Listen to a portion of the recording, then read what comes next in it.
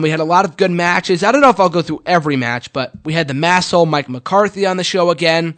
He was originally scheduled to face Johnny Idol. I don't think that was who he ended up facing. He faced this guy that looked like a Triple H wannabe. Even his tights said DX on him, D-Generation X. Or from what it looked like, from what I saw.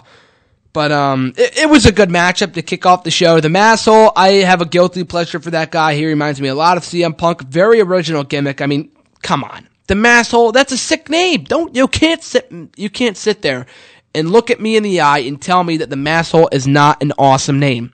That's a kick-ass wrestling name. That's going to get him a lot of heat. This guy's a great heel.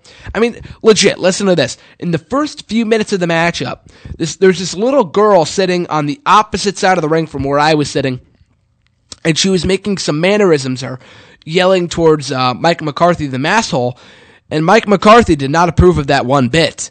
He went outside of the ring and yelled at her and made her cry, and this girl's maybe, I don't know, 6 or 7 years old. I thought it was hilarious. That's heel gold right now. How often do you get to score something like that? How often do you see in WWE or TNA, do you see a heel wrestler make a little child cry? That rarely ever happens nowadays. That was awesome. That was a straight up awesomeness from Mike McCarthy.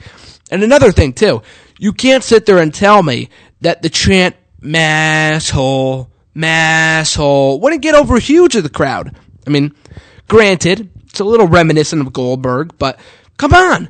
You can't see, you can't hear, or you can't see people chanting Masshole at a live event for either WWE or TNA. I mean, come on. WWE, if you're listening, get on this guy. Get on this guy. If you're too stupid to do so, then TNA, hire this guy. Or even ROH, I don't care.